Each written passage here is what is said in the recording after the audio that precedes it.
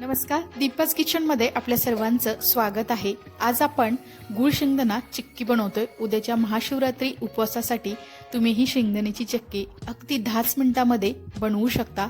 खायला सुद्धा अगदी कुरकुरीत एकदम पौष्टिक अशी ही चिक्की आहे। चला तर मग आपण वेळ न घालवता रेसिपीला सुरुवात करूयात। चिक्की बनवण्यासाठी इथे 1 वाटी इतके शेंगदाणे घेतलेले आहेत।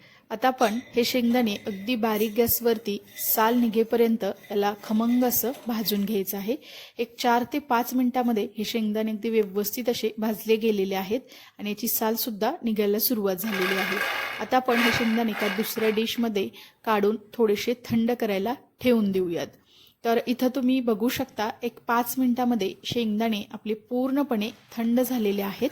आता आपण याची पूर्ण साल काढून घेणार आहोत। तर हातामध्ये घेऊन याला असं चोळलं की याची सहजपणे साल निघत आहे। तर आज आपण गुळ शेंगदाण्याची चिक्की बनवतोय। त्यासाठी आपण ह्या शेंगदाण्याच्या अशा पाकळ्या करून घेणार आहोत। इथं बघू शकता एक शेंगदाण्याच्या आपण 2-2 अशा पाकळ्या करून घ्यायच्या आहेत। तर अगदी हातावरती घेऊन हे शेंगदाणे चोळले की त्याच्या पाकळ्या आणि टर्फल सुद्धा निघालेला आहे। इथेही आपले शेंगदाणे तयार आहेत।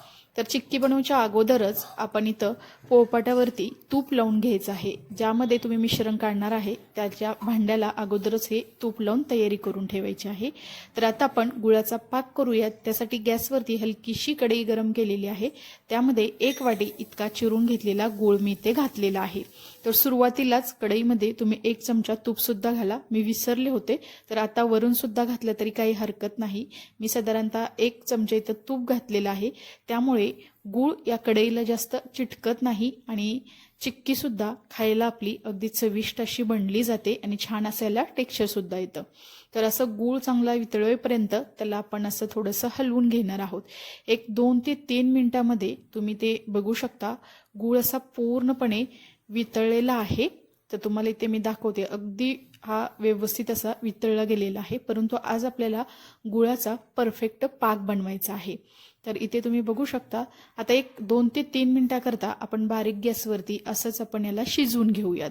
एक 2 ते 3 मिनिटानंतर आपण पाक आला का हे चेक करायचं आहे। तर मी प्लेटमध्ये पाणी घेतलेलं आहे, त्यामध्ये हे थोडंसं मिश्रण टाकलं तर या गुळाचा गोळा बनत आहे। परंतु थोडासा तो चिवट लागत आहे, म्हणजे पाक आपला परफेक्ट असा बनलेला नाही। अजून एक 2 ते 3 मिनिटाकरता आपण याला असंच शिजवून घेऊयात। तर इथं बघू शकता ह्याला असे थोडेसे बुडबुडे यायला सुरुवात झालेली आहे। आता सुद्धा आपण याला पाक आला का हे चेक करणार आहोत। तर चिक्की बनवत असताना याचा पाक खूप महत्त्वाचा असतो, त्यामुळे 2 ते 3 वेळा आपण चेक करून घ्यायचं आहे। आता सुद्धा बघू शकता तुम्ही गोळा अगदी सहजपणे बनला गेलेला आहे, परंतु कडक असा याचा पाक तयार झालेला नाही। एक अजून 2 मिनिटाकरता म्हणजे एकूण गुळ वितळल्यापासून आपण याला साधारणतः 5 ते 6 मिनिटे याला अगदी बारीक गॅसवरती शिजवून घेतलेलं आहे। परत एकदा आपण याला आता चेक करून घेऊयात। तर इथं बघू शकता याची अगदी झटपट याची गोळा तयार झालेला आहे आणि तार सुद्धा बनली गेलेली आहे आणि अगदी कडक असा याचा हा पाक तयार झालेला आहे। असं टाकल्यानंतर याचा खणखण असा आवाज येतो, म्हणजे इथे आपला परफेक्ट पाक बनवून तयार आहे। आता आपण गॅसची फ्लेम बंद करायची आहे आणि यामध्ये हे साल काढून घेतलेले शेंगदाणे घालायचे आहेत। आता पटकन याला गुळामध्ये मिक्स करून घेऊया। ही प्रोसेस अगदी फास्ट करायची आहे, नाहीतर याचं मिश्रण घट्ट झालं की चिक्की व्यवस्थित थापता येणार नाही। इथं बघू शकता गूळ आणि शेंगदाणे व्यवस्थित असे मिसळले गेलेले आहेत। अगोदरच आपण पोळपाटावरती तूप लावून घेतलेलं आहे। आता हे मिश्रण यावरती घालूयात।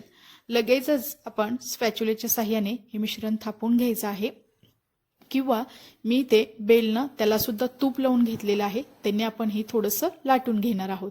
किंवा तुम्ही फुलपत्राला सुद्धा खाली बुडाला तूप लावून त्याने सुद्धा ही चिक्की थापून घेऊ शकता।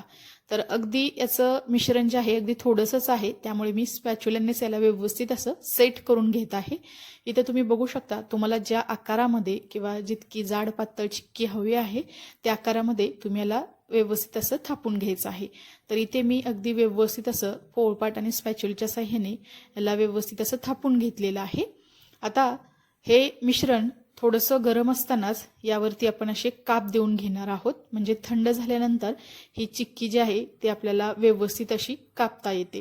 तर इथं बघू शकता याला आपण असं थोडेसे काप देऊन ठेवलेले आहेत आणि याला आपण असंच एक साधारणतः 15 ते 20 मिनिटाकरता आपण चांगलं थंड होऊन देणार आहोत। इथं तुम्ही बघू शकता एक 15 ते 20 मिनिटानंतर हे पूर्णपणे थंड झालेलं आहे. आता आपण चिक्की कट करून घेऊयात. तर इथे तुम्ही एखाद्या उलटण्याच्या साह्याने ही चिक्की आपण काढून घेणार आहोत. तर इथं बघू शकता तुम्ही अगदी सहजपणे ही निघालेली आहे आणि मस्त असलेला टेक्स्चर सुद्धा आलेला आहे. तर तुम्ही ही चिक्की बनवत असताना याचा एक स्पेशल असा गूळ असतो तो वापरला तरी सुद्धा अगदी मस्त अशी चिक्की बनली जाते. परंतु आज मी वापरलेला गूळ हा अगदी साधाचाच गूळ आहे, हा चिक्कीचा स्पेशल असा गूळ नाही. तरी सुद्धा अगदी छान एकदम खुसखुशीत अशी जी चिक्की बनली गेलेली आहे. चिक्कीचा गूळ असतो त्याचा कलर थोडासा डार्क असतो. तर इथं बघू शकता सहजपणे ही आपली चिक्की निघालेली आहे. अगदी याच पद्धतीने आपण सर्व चिक्की काढून घेऊयात. तर एका डिशमध्ये आपण ही चिक्की काढून घेतलेली आहे. अगदी झटपट उपवासासाठी तुम्ही ही शेंगदाणा चिक्की घरच्या घरी बनवू शकता. उद्याच्या महाशिवरात्रीसाठी मस्त अगदी झटपट होणारी एकदम हेल्दी असणारी ही चिक्की नक्की बनवून बघा. कशी झाली हे मला नक्की कमेंट्समध्ये सांगा. ही चिक्की तुम्ही एकदाच करून ठेवली तर एक महिनाभर आरामात टिकते, अगदी कुरकुरीत तशीच राहते. त्यामुळे अधेमध्ये तुम्हाला खाण्यासाठी सुद्धा तुम्ही ही पौष्टिक असणारी चिक्की नक्की बनवून ठेवू शकता. ही जर रेसिपी तुम्हाला आवडली असेल तर न विसरता दीपाज किचन या यूट्यूब चॅनेलला लाईक, शेअर आणि सबस्क्राईब करा आणि शेजारील बेल आयकॉनवरती क्लिक सुद्धा करा, कारण तुम्हाला अशा छान छान साध्या सोप्या घरगुती अगदी पौष्टिक असणाऱ्या रेसिपी पाहायला मिळतील. चला तर मग नंतर भेटूया आपण अशाच एका छान अशा रेसिपी सोबत. तोपर्यंत सर्वांना धन्यवाद.